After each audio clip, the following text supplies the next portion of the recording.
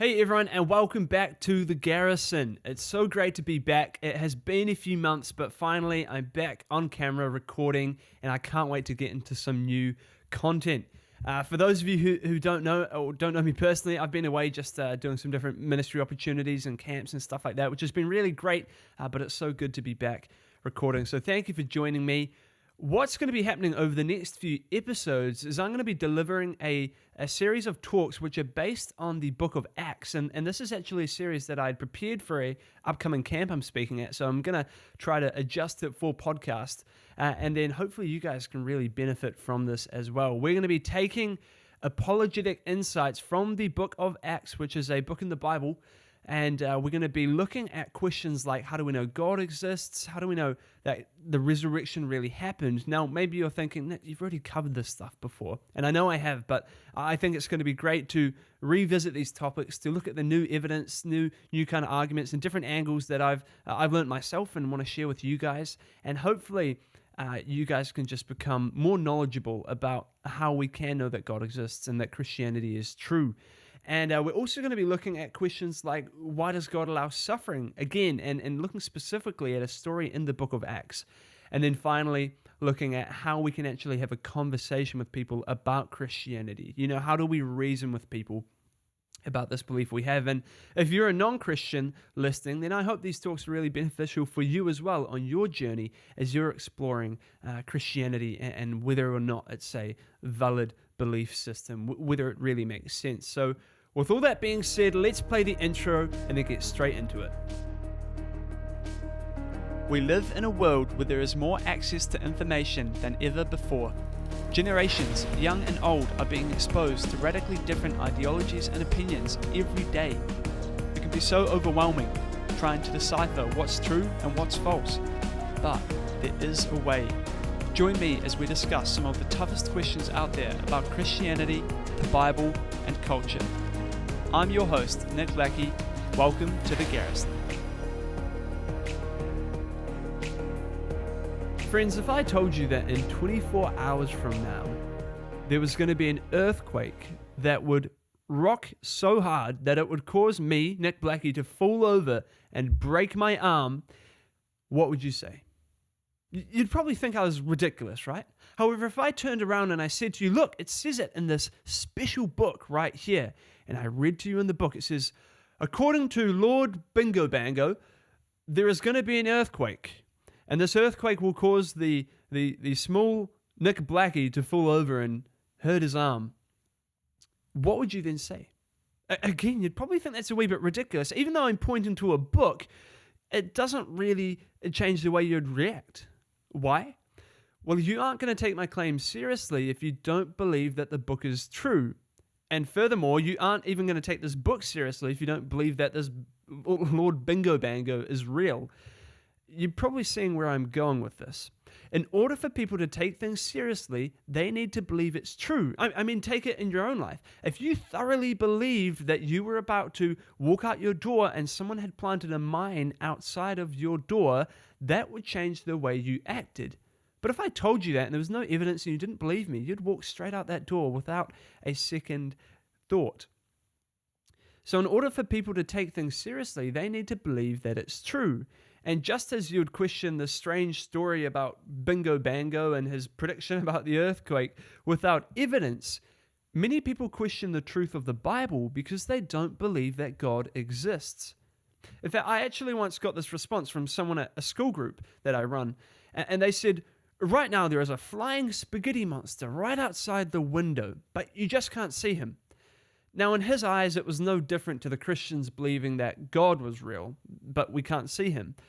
But I would argue that our worldview is a lot different. And the Bible gives us our Christian worldview. But what actually is a worldview? Well, a worldview, simply put, is a way in which you view the world. I mean, think of it like this. When you look at a map, you are looking at someone's best representation of the way a certain bit of land really is. I mean, when we look at maps on Google, we see New Zealand divided into two major islands with curves and edges to best represent the true shape of New Zealand. Now, the closer the map matches up with reality, the more accurate and the better the map really is.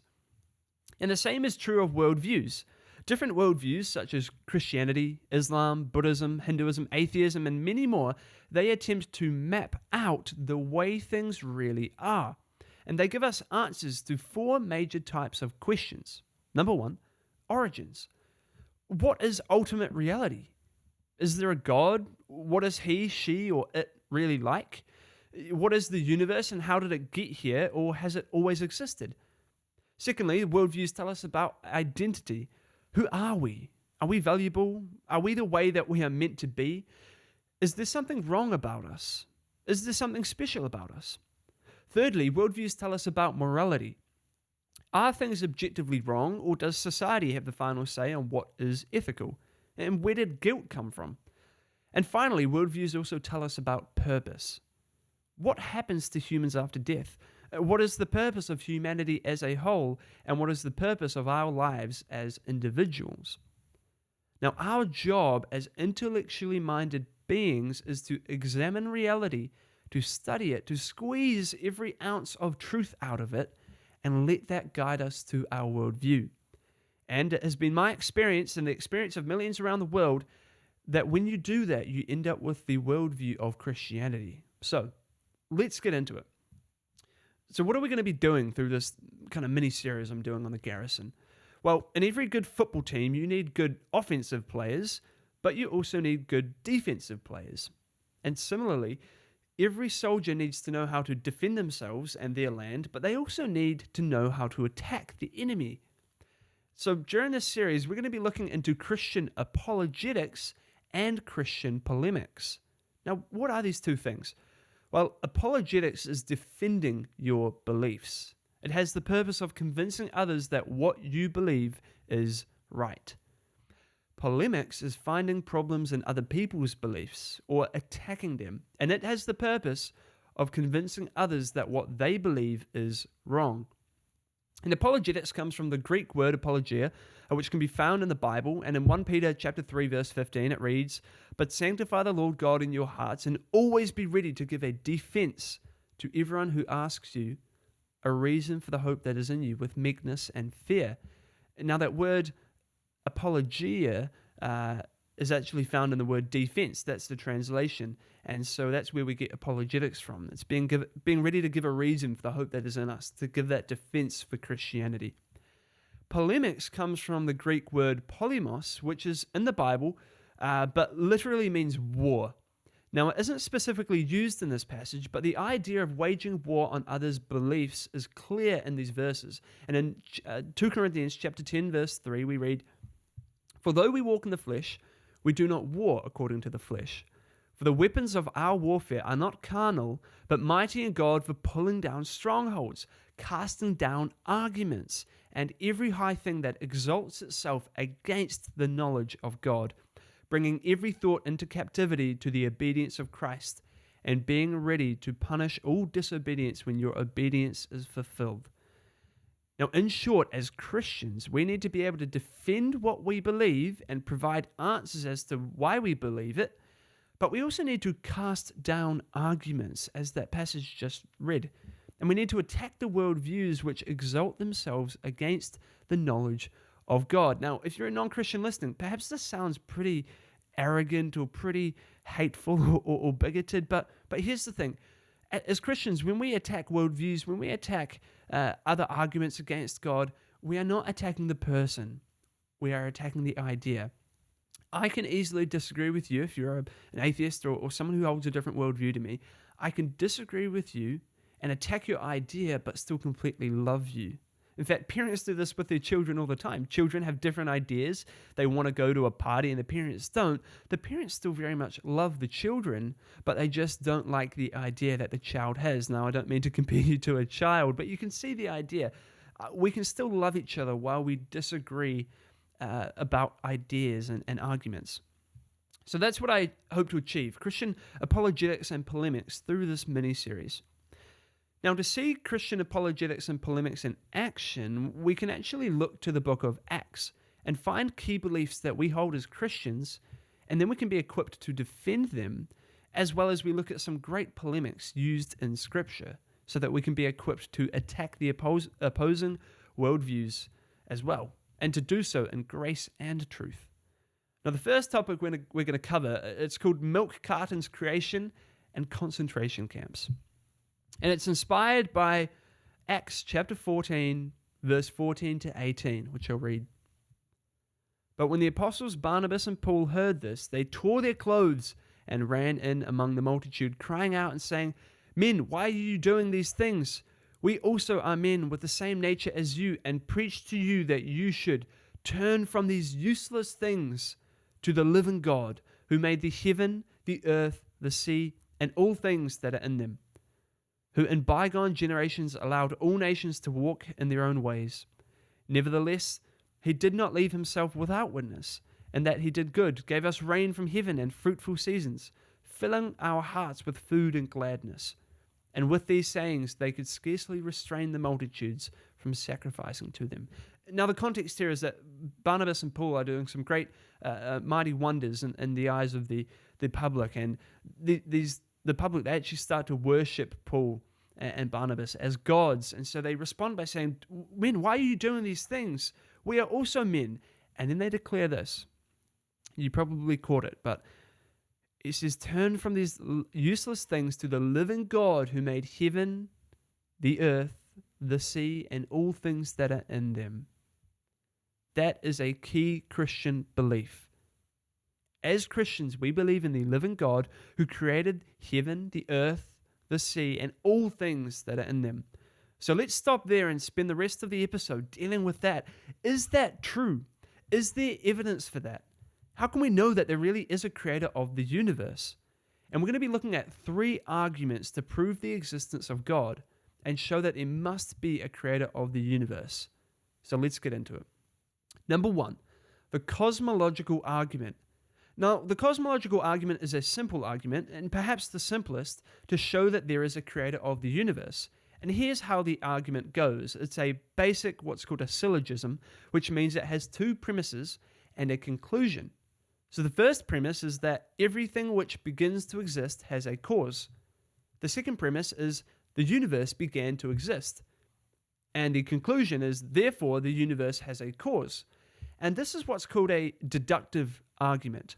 This means that the conclusion must be true if the premises are true. So let's take a look to see if they are really true. So our first premise is whatever begins to exist has a cause. Let me ask you this. How often do we see things popping into existence out of thin air? I mean, never. Everything which begins to exist has a cause, and this is a concept so simple that even children and even people like me can understand. I mean, imagine that you walk into a room and you see a milk carton that has been left out. Now, the milk has gone warm and it's starting to go off. Naturally, you'd conclude that something or someone caused the milk carton to be left out. I mean, this is basic cause and effect. You see the effect and conclude that there must be a cause. And surely the logic would apply to the existence of our universe. I mean, take buildings, for example. When we look at a building, we know that there must have been a builder. No one in their right mind would conclude that the building just popped into existence out of thin air. The same is true of music and songs. When we hear music, we know that there must have been a musician behind it. We'd never conclude that the music just popped into existence without some cause. And thirdly, you could say the same thing about art or paintings, right? Every painting is proof that there was a painter who painted it. Now, how does this argument relate to God? Well, if buildings equal a builder, and musicians or music requires a musician, and paintings require a painter, then surely creation would require a creator, right? I mean, if everything which begins to exist needs a cause, then surely this universe would need a cause too. Maybe you push back and say, well, what if the universe is eternal? If the universe never had a beginning in the first place, if it never began to exist, it wouldn't need a cause. And so that leads us on to our second premise. The universe began to exist. Now, we don't have time to get into all of the scientific evidence for the beginning of the universe, but it is there, and very quickly I'll mention we've got the second law of thermodynamics, which states that the universe is slowly running out of usable energy. So if it had been around for an infinite amount of time, we wouldn't have enough energy to be here today. We've also got the fact that was discovered by Edwin Hubble and his Hubble Space Telescope that the universe is expanding. And if the universe is expanding, it must have had a point at which it began expanding from. Think of it like a balloon. If you blow up a balloon and you see a full balloon, you realize that the balloon must have started from a point in which it was not inflated, right? It can't have just been infinitely expanding. Otherwise, you would not really have been able to measure that it was expanding. And this one is actually quite similar to the thing that I do want to talk about, which is that logically you can show that the universe had a beginning when you talk about infinity. Now, what do I mean by this? Now, I work at a children's program as my part-time job, and one thing I love to do is I love to ask kids, hey kids, what's the biggest number ever? And a kid will look up at me with bright eyes and say, 100. So I look at them and I say, what about 101? And then the penny drops and they think, oh, that's a good point. 200. And I say, what about 201? And eventually, kids get up to thousands and millions, but eventually there's one kid who thinks they're really smart and they say infinity. That's the biggest number. Now let's go with that. Let's assume that infinity was a number for a second. If I looked at the kid and I said, hey, what's infinity minus 1? What would the answer be? Infinity minus 1 would still be infinity, right? Or what's infinity plus 1? It's still infinity. What's infinity times infinity? It's still infinity. What's infinity take away infinity? It's still infinity. You've not really got anything to go off because infinity is not actually a number. It is a concept. Why is this important? Well, if we have really been around for an infinite amount of days, then our history gets longer every minute that passes. Well, how can that be? If our history is getting longer from every minute, every day that goes by, and we can measure it as getting longer, we know that we're one day further ahead today than we were yesterday, there must be a measuring point at the start. Imagine trying to measure the height of someone, and you put the ruler at the top of their head, and then you drag the tape measure down to the bottom, but you realize that their feet just go on and on and on forever. You're never going to be able to stop and get a measurement of how long that person actually is. And in the same way, you're never going to be able to stop and get a measurement of how long our universe has been around for if it had really truly been around for an infinite amount of time. So this concept of infinity cannot apply to our universe's time. We know that it must have been a beginning point because we know that we're currently living in the end point right now. We're at the end of time every second that goes past. We're not living in the future. So that's premise 2. The universe began to exist. So going off our first two premises, we've got whatever begins to exist has a cause. Premise 2, the universe has a beginning, which leads us to our conclusion. Therefore, the universe had a cause. And this is just simple logic, guys. And here's the thing. Either the universe had a beginning or it did not.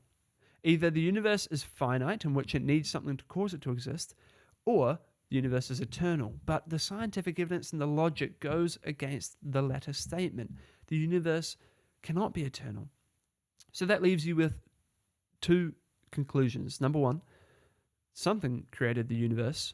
Or number 2, nothing created the universe. And again, this is a concept so easy a child can understand. We know nothing cannot create anything. Something must have brought the universe into existence.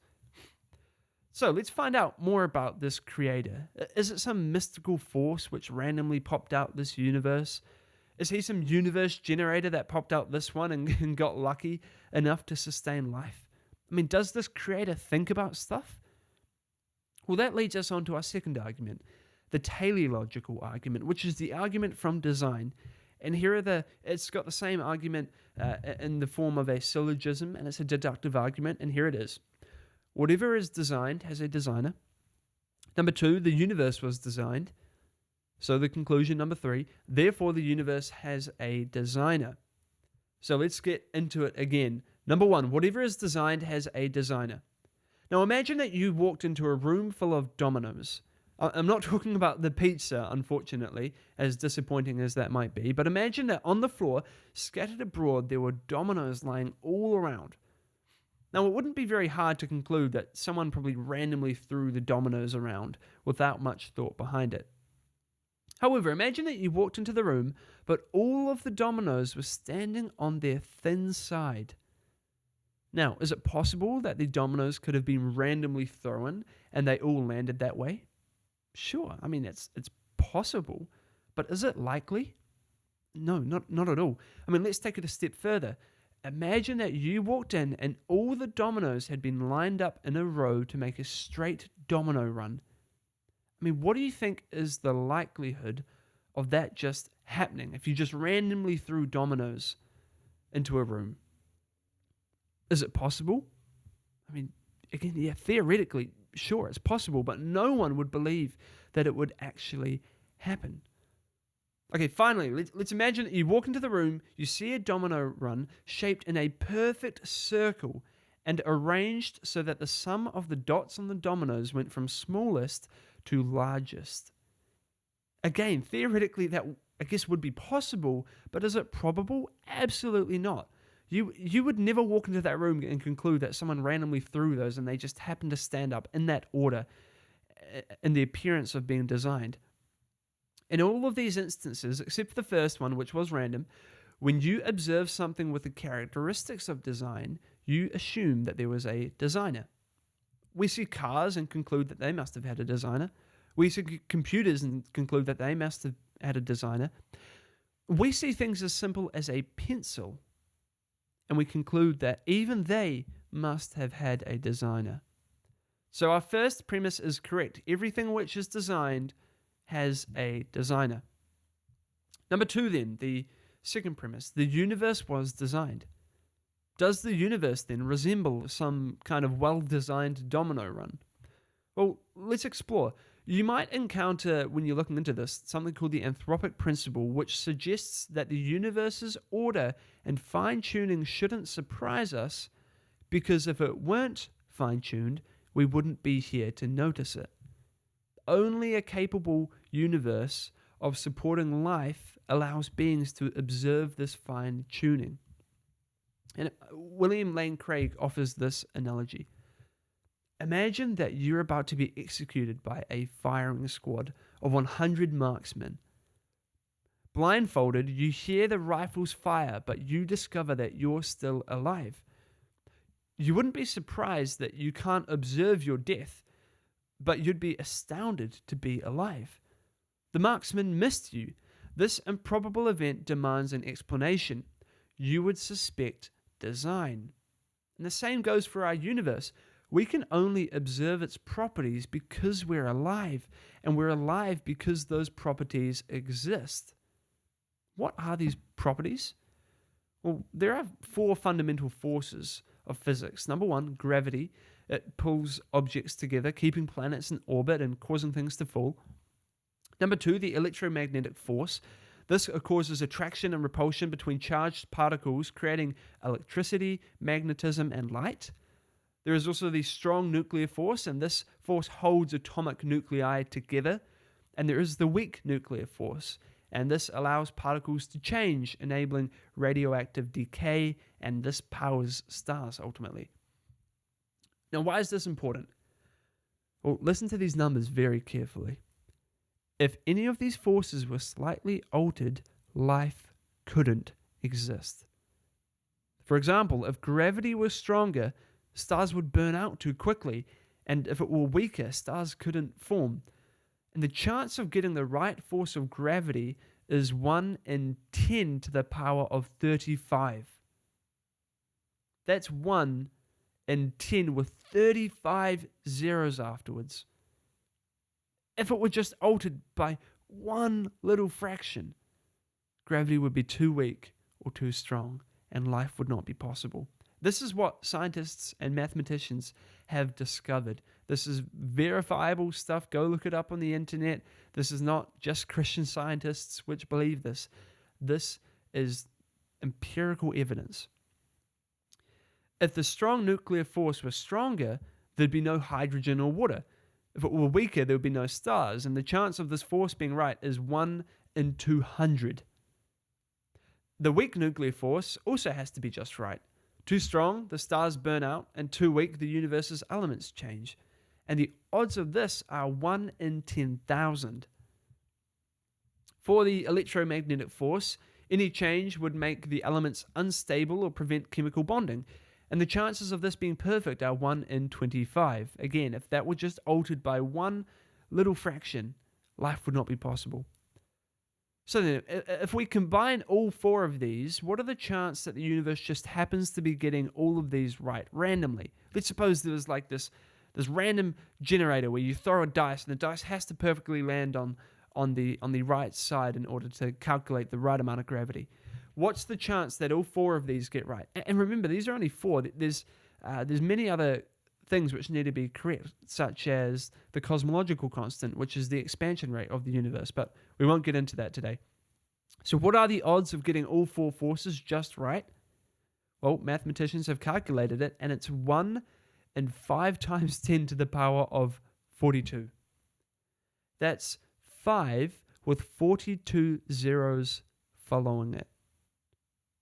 1 in 5 with 42 zeros following it. That is a tremendously small chance. In fact, the chance is so small that's kind of like one atom in the observable universe. If I told you, I blindfolded you and I told you, hey, go and put your finger on the single atom in the universe that I've randomly chosen. The odds of that person going and choosing that atom are similar to the odds of all of these constants just being right through random chance. Now, you can either believe that these forces randomly aligned, or you can believe that the universe was designed for life. Stephen Hawking, an atheist, acknowledged this. He said, "The values of these numbers seem to have been very finely adjusted to make possible the development of life." Physicist Paul Davies also said, "The impression of design is overwhelming." To illustrate how unlikely it is that you would get a universe fine-tuned for life, imagine covering the entire surface of North America with coins stacked all the way up to the moon, which is about 238,855 miles away. Now do this with 1 billion other continents the size of North America, and combine all the coins into a giant pile, and then just make one of those coins red. Now blindfold yourself, reach into the pile, and try and pick out the red coin on the first try. Those are the odds comparable to getting the right constants and levels of force for life in our universe. I mean, that's just incredible. You would not walk into a room full of dominoes in a straight line and believe that happened randomly. Why on earth would you believe that this universe randomly popped into existence in light of all of these numbers? Aha, says the skeptic. What about the multiverse? This is often the pushback here. People realize that the universe seems so likely to have been designed. They push back and say, what about the multiverse? Maybe there's just an infinite amount of universes, and we just happen to be in the one that supports life. Okay, again, is that possible? Sure. Is it reasonable? Well, let's take a look. Number one, here's a question. Is there a shred of evidence that there exists a multiverse? Scientists are yet to come across that evidence. It is merely a theory. There isn't a shred of evidence that there exists such thing as a multiverse.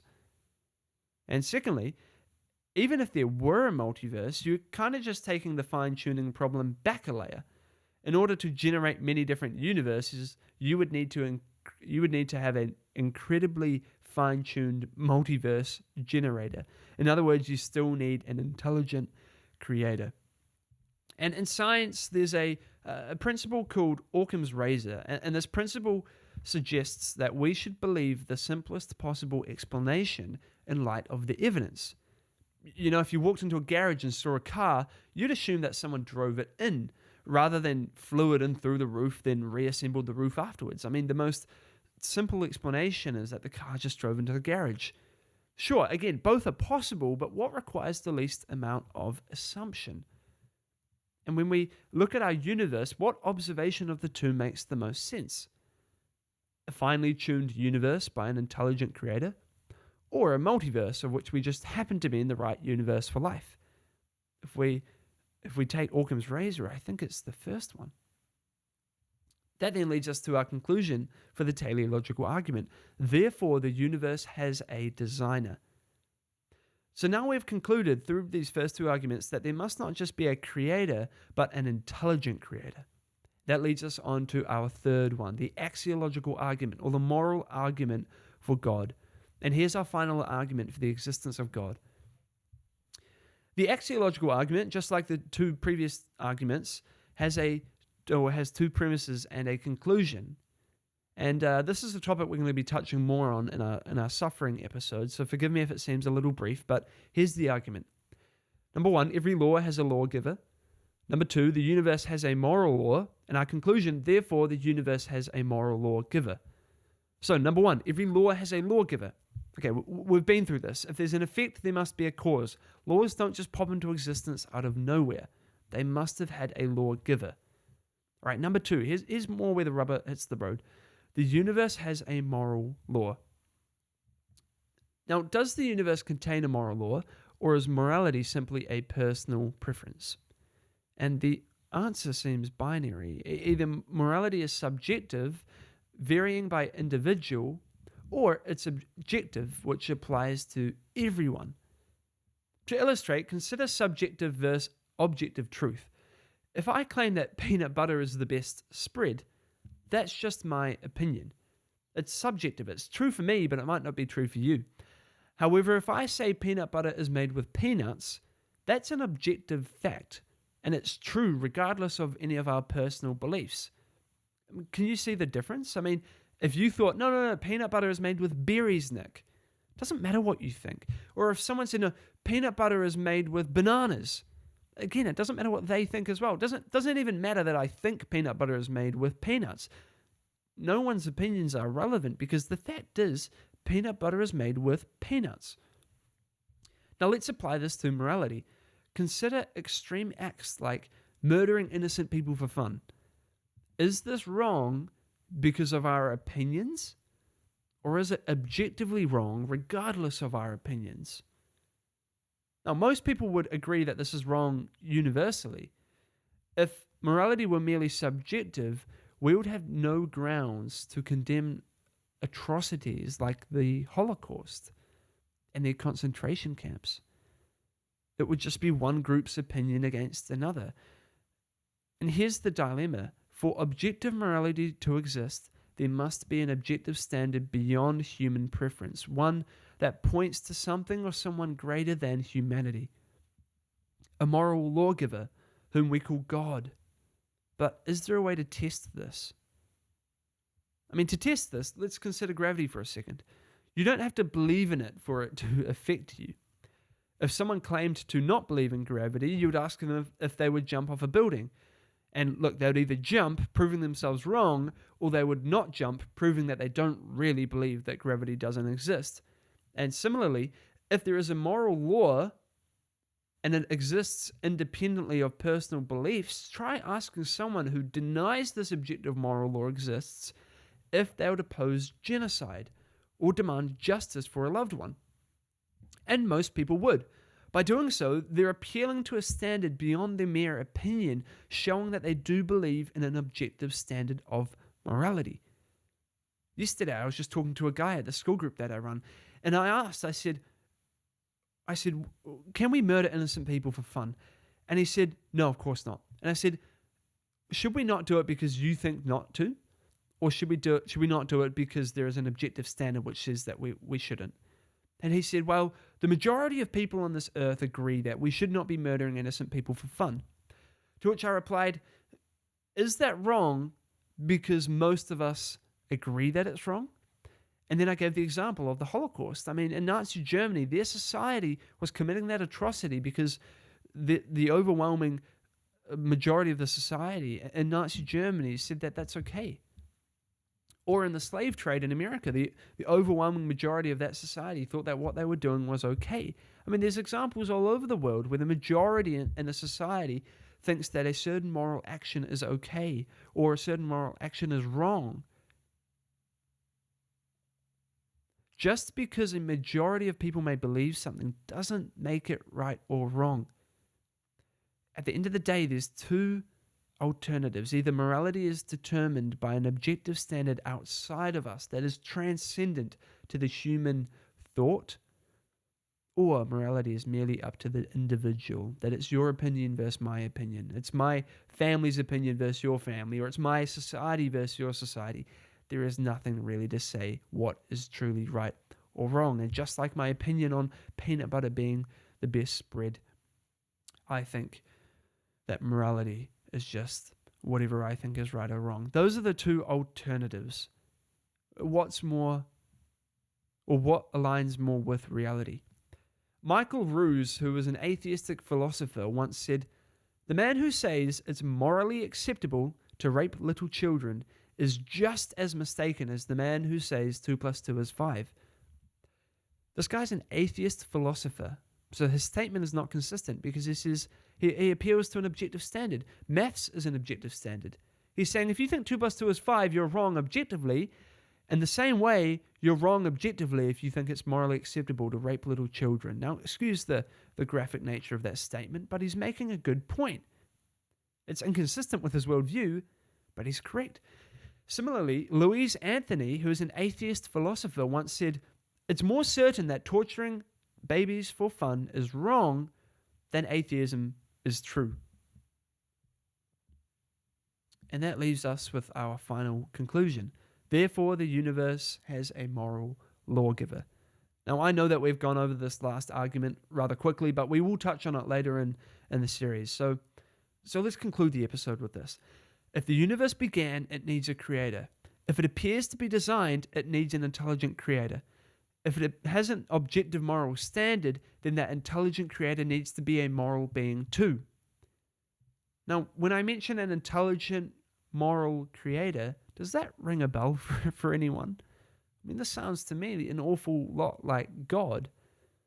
I mean, can you see how these three pretty simple arguments, by which just observe reality, can show us that God exists? Now, it only takes us so far. So far, we've described a God who could be claimed by Islam or Judaism, as well as Christianity, and this leaves us with a question. How can you be sure that you have the right worldview? How can we be sure as Christians that we've got it right? How do we know that it's not the Muslims that have it right? Why is Christianity right and every other religion wrong? Well, those are questions that we're going to be looking at in the next few episodes of The Garrison. So, that concludes the episode for today. Guys, if you enjoyed this, please make sure to share it with people, to give it a rating on whatever platform you're listening. If you have any questions, please email me on thegarrisonpod@gmail.com. Feel free to follow on social media or get in touch with me in any of those ways. But otherwise, thank you for listening, and I will see you on the next episode of The Garrison.